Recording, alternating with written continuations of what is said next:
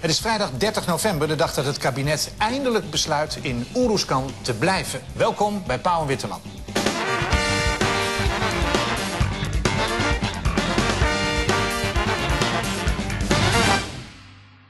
Tom Hofman, de rechtbank die, heeft de zaak Holleder een beetje afgesloten. Er komt nog een vonnis over een week of 3.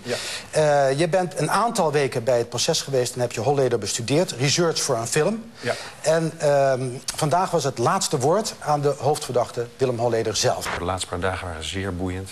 Maandagmiddag, bijvoorbeeld verleden maandag, zaten we maar met 3 bezoekers op die tribune en deed Holleder echt fantastische bekentenissen over zijn gezondheidssituatie. En daar was dan helemaal niemand bij. Dat soort gekke momenten maken voor mij dat proces heel boeiend. Zou jij hem kunnen spelen? Ja, natuurlijk zou ik hem kunnen spelen. Nou, dan hebben we 1 rol hebben we dan vast. Dat is die van Holleder.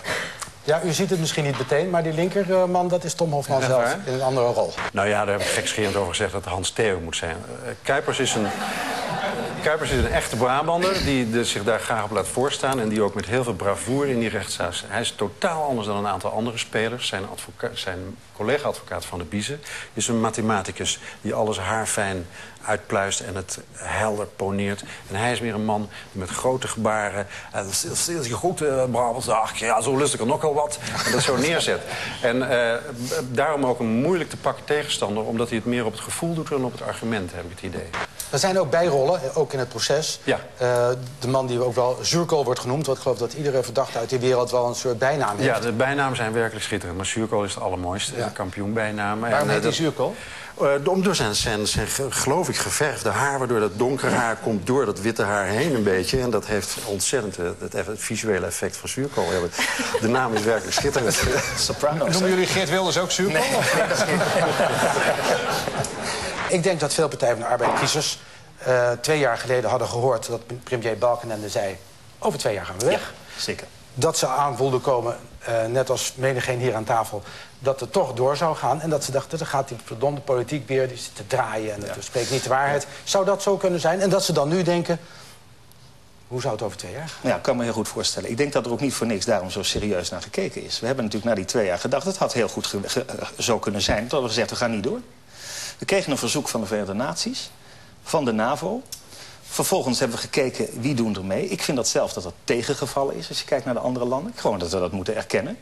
Ja, dat is niet wat we gehoopt hadden. En dan sta je vervolgens toch voor de afweging. Als je daar kijkt in Oeroesgan, waar we veel geïnvesteerd hebben, waar het begin van opbouw begint, waar je mensen niet in de steek wil laten. Ja, wij zijn bereid om die verantwoordelijkheid nog een keer te nemen. We zien ook kans van slagen. Maar we maken nu wel, en dat vind ik toch heel geloofwaardig vertaald in het besluit, ongelooflijk duidelijk, in diplomatiek ondubbelzinnige manier. Over 2 jaar zijn we weg. Je hoort inderdaad de eerste dag roze geur en maneschijn. Gaan allemaal beter. De opbouw gaat goed. Andere dag, helaas, een Nederlandse soldaat die opkomt. Een gitzwart scenario.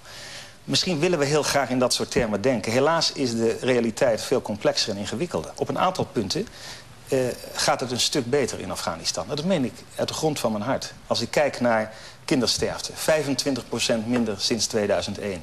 Als ik kijk naar kinderen naar school, van 900.000 naar 5 miljoen. Als ik kijk naar economische activiteiten. Dat is het verschil van dag en nacht voor de Afghanen. En daar was een militaire paraplu voor nodig. U noemt nu die vertegenwoordiger van de Sandwich Council, die ik erg interessant vond. Maar die had 1 ding wel duidelijk gezegd. Nederland moet blijven, wil die wederopbouw in de volgende 2 jaar een kans van slagen hebben. Dat is wel essentieel. Hij zei meer mensen, hè? Ja, hij zei, het heeft alleen zin als je met 2 keer zoveel manschappen gaat. 40 dagen zonder seks. Dat heeft natuurlijk een verwijzing naar 40 dagen in de woestijn, Arie. Denk Onder andere. Hè? Gaan we er een film van maken ook nog? Ja. Maar 40 dagen zonder seks, wat mag er niet? Nou, eigenlijk zijn de spelregels dat je alleen mag zoenen en knuffelen. Dus alles wat daarbuiten valt, seks, penetratie, masturberen, dat mag allemaal even 40 dagen niet. Er zit een deskundige bij ons aan tafel, Blanca.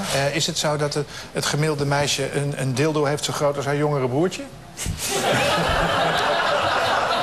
Alleen al de term liefde of seks zonder liefde, dat is toch heel droevig? Waarom is dat droevig? Vind je niet? Nee. Het klinkt leeg. Ja, nee, een leven zonder liefde, dat is leeg. Maar seks zonder liefde, dat kan heel goed. Ja? Ja, ik denk dat iedereen het wel eens kent. Dat is zo grappig. Jij komt natuurlijk uit die vrijgevochten seksuele revolutie. Ja.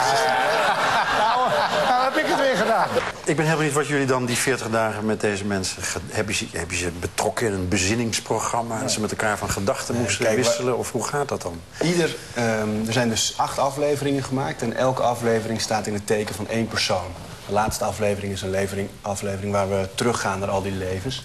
Dus elke keer is dat anders. Op het moment dat een meisje aangeeft van ik durf gewoon geen nee te zeggen... en daardoor ben ik op mijn 18e al met ruim 50 jongens naar bed geweest... Ik ben ervan overtuigd dat excessen zijn, om het maar zo te zeggen. Het enige wat de Nederlandse regering wel gezegd heeft... we zijn geen gekke Henkie, over 2 jaar zijn we weg.